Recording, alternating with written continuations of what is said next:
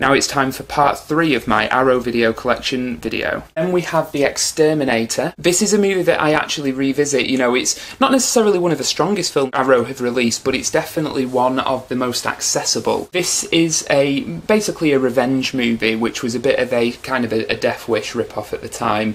It has one of the most shocking Vietnam set opening scenes I think I've ever seen. It's very, very violent. It's an exploitation movie, but it is tons of fun, and it's one that I would recommend, although it is very much a product of its time. Next we have the Fantastic Factory box set, which features, I believe it's pronounced Faust, Love of the Damned, Romasanta, The Werewolf Hunt, and Beyond Re-Animator and Arachnid. As you can see there, that's Re-Animator. These are DVDs only. They all have individual cases inside the box, as you can see. That's another set. Unfortunately, I've not watched these yet, but we'll get around to it shortly. Next we have Foxy Brown, which is one of Pam Grier's many blaxploitation movies. This is directed by Jack Hill. Foxy Brown is a very colourful movie, and I must say actually the transfer on this is absolutely gorgeous, and it's also treated to a load of special features, as you can see there. Foxy Brown, this is the Steelbook. It's gorgeous. It's definitely worth picking up. And we have another Brian De Palma film, probably one that I think he made to be quite mainstream, that is The Fury. It's sort of an action thriller. It has a much bigger budget than a lot of Brian De Palma movies. It's an action thriller about psychics who have the ability to sort of fight using their mental powers, and stars Kirk Douglas. It's a very weird film because you can tell that it was made with a large budget and to be fairly accessible, but the De Palma-ness of it all kind of seeps through, and it gives it a really peculiar tone and style. So The Fury I would recommend, if only as a curio. It's quite an interesting movie. Then we have Dario Argento's Inferno, as you can see there. This is one that I've not had the pleasure of watching yet, so I can't really discuss that. And we have one of my favourite remakes, and that is the 1970s version starring Donald Sutherland of Invasion of the Body Snatchers. This is the Steelbook, a film that has been referenced and ripped on relentlessly in pop culture, but is still very unnerving, unsettling, and very effective now. Probably more so today than it was when it was made. I honestly think that if there was ever a time to release an Invasion of the Body Snatchers movie, now would be the time. You know, everybody's so preoccupied with the smartphones and iPads and stuff. Aliens could quite easily take people over now and nobody would notice. I don't usually champion remakes. That's one of the best. Now is the time to remake it. Come on, Hollywood, if you're going to remake it now. Next we have another of my partner Laura's movies. This is John Landis's The Kentucky Fried Movie, which is basically a series of sketches. Is very surreal but also very funny. I would recommend it. I'd never heard of it before Laura recommended it and she bought it. We watched it together and absolutely loved it. The Kentucky Fried Movie, very unique, one of John Landis's weirder movies, but definitely recommended. Then we have the first of my Arrow Academy releases. I only have a couple of these. Arrow Academy is the sub-label that they use to release sort of your more prestige pictures. And this one is The Killing. It's a film that I've not watched yet. It's actually one of Stanley Kubrick's earlier movies. Very much looking forward to checking it out. I love this reversible cover art, as you can see there. And again, as usual, is loaded with special features. Then we have Abel Ferrara's King of New York, starring Christopher Walken, a gangster movie, I believe from the early 90s. Oh, 89. It's a great movie. I found it to be a little bit hard to follow, and I can't really remember why, but Christopher Walken's great in it. It's very violent. If you like gangster movies, definitely check it out. This is the Steelbook edition. Don't really know how well that is showing up on camera, but it's a gorgeous release. Loads of special features. Comes with a booklet. Most of Arrow's releases come with a booklet. I would definitely recommend checking that out. Then we have Lady Snowblood. This is a movie that inspired heavily Quentin Tarantino when making Kill Bill. He loaded Kill Bill with references to Lady Snowblood. This actually features both the original and then Love Song of Vengeance 2. I've only watched the first one, however, as you can see, loaded with special features, and the Steelbook is lovely as well. So that's Lady Snowblood. Then we have one of my favourite Arrow releases, and that is Maniac Cop. This is Bill Lustig's first Maniac Cop movie, which was produced by Sam Raimi, starring Bruce Campbell. It's literally got the best tagline, I think, in the history of cinema, which is, "You have the right to remain silent forever." It's a fantastic slasher film.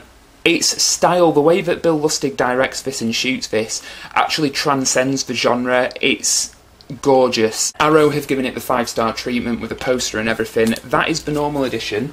I also picked up, for very cheap on Zavvi, this was about $5.99 I believe, it crept down in price, the Steelbook version of Maniac Cop, as you can see there.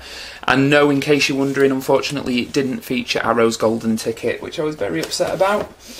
And next we have another Arrow Academy release, and that is Network, a film that's been recommended to me countless times. I've only just bought this recently, I haven't had the opportunity to watch it yet, but I'm looking forward to checking it out. It's directed by Sidney Lumet, and 12 Angry Men is one of my all-time favourite movies.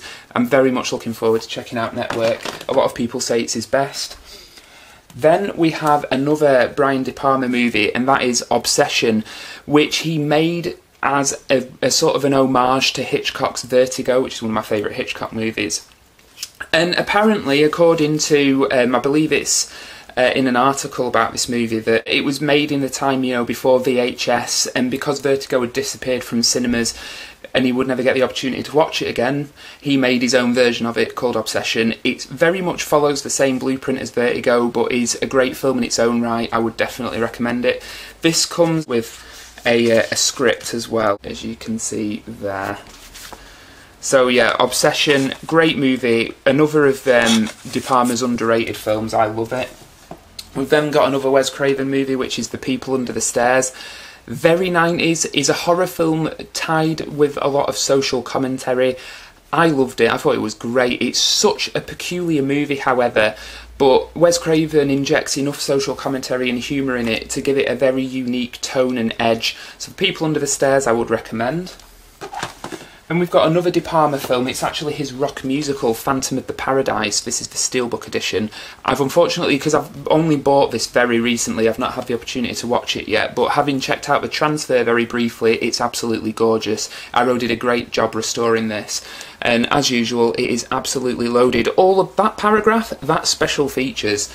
Arrow literally spare no expense when putting these out. That is a lovely edition. We then have Dario Argento's Phenomena. It's one of Jennifer Connelly's first movies, if not a first movie, I believe. I've not watched it yet, so can't really comment on it, but it's one that I'm looking forward to checking out.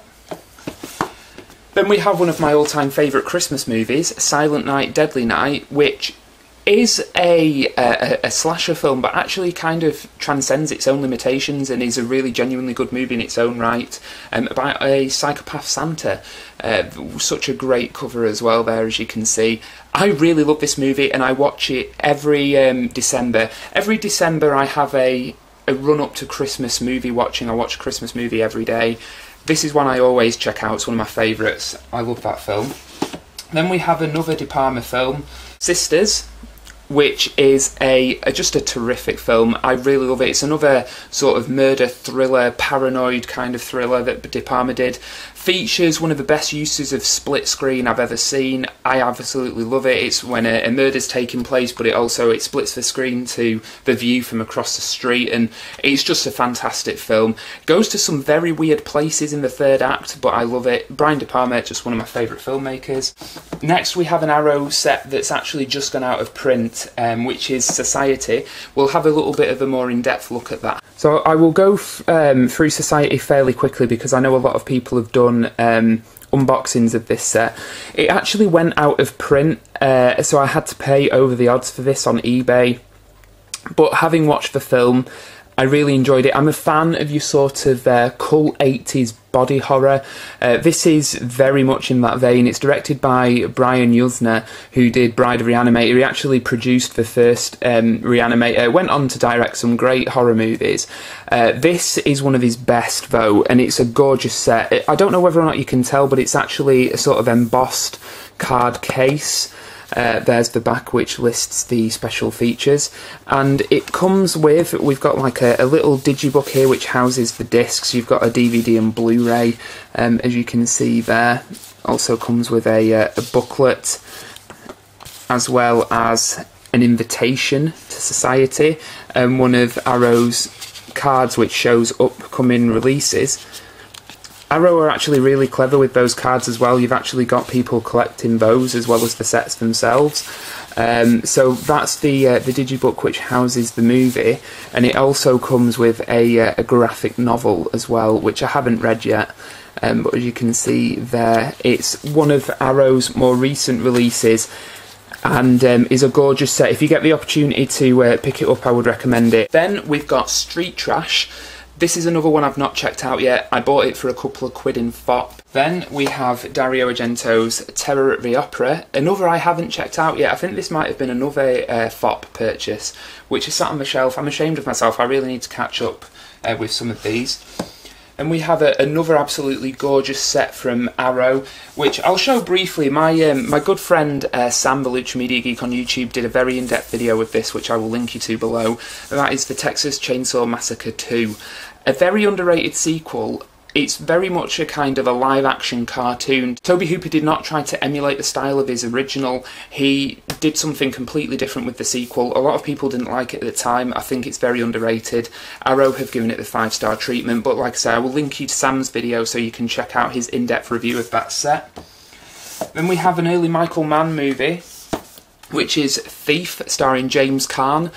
Very much a product of its time. The transfer is gorgeous. It features a 4K restoration of the film. It's basically about a jewel thief who has one last job. You know, it's very much a product of its time in how the characters are drawn in this movie. You know, it's not a film that would get made today, but it's a great watch. It's oozing with Michael Mann's neon style. It's just gorgeous. It's a film that has inspired, you know, movies like Nicholas Winding Refn's Drive in terms of style. I would recommend it. Thief is a great set. Then we have another one I haven't checked out yet, which is Two Evil Eyes, another FOP purchase. And then we have one of Arrow's newer releases, the absolutely delectable Videodrome limited edition. This is one of David Cronenberg's best movies, starring James Woods. We'll have a little bit more of an in-depth look at this. Videodrome is one of my favourite David Cronenberg movies. It's such a peculiar film. It basically follows James Woods, who works for a TV channel, trying to scout out new programmes to put on. He really wants to put on something extreme. And it's then that he comes across a broadcast of a programme called Videodrome, which is basically like snuff television where people are tortured and killed. And having seen it, it starts to really mess with his head. It's one of David Cronenberg's more surreal movies, features some fantastic makeup effects by Rick Baker, and is just it's such an odd, off-kilter movie, but I absolutely love it. This set is incredible. The transfer on the film is amazing. As you can see, this is the first little digibook that's featured in here. This features the film, which is both on DVD and Blu-ray. We then have David Cronenberg's early work. So you've got a couple of early David Cronenberg's movies, which, if I can just get these out, as you can see here, and this is also on both DVD and Blu-ray. And then we've got a booklet here, which I say a booklet, this is actually like a hardback book called Long Live the New Flesh, which features basically writing on the movie, as you can see there. I haven't read this yet, but I'm very much looking forward to it. But again, Arrow, this is a very recent release. It's one of the best. It's itself just gone out of print, and it actually went out of print, I believe, a couple of days after release, which is kind of unheard of. So that's Videodrome. And then last but by no means least, we have Zombie Flesh Eaters, also known as Zombie 2. What can you say about this that hasn't been said already? It's one of the most probably extreme zombie movies. It features a scene where a zombie fights a shark. That's all you need to know about this. It's a great film. This is the Steelbook, which is absolutely gorgeous, and as you can see, it is loaded with special features. I love this movie. It's one of those movies that you kind of feel dirty after watching it, but it's a great watch. I would recommend it. So that's Zombie Flesh Eaters. So that's it, guys. That is my Arrow video collection. I hope you've enjoyed watching this. Please leave comments, you know, what are your favourite Arrow releases? What are your favourite special features that Arrow have released? And how do you feel about them as a label? I think they are one of the best labels around. I absolutely adore their releases. I don't buy everything that they release because I would be bankrupt, but I do love how they approach releasing these cult movies.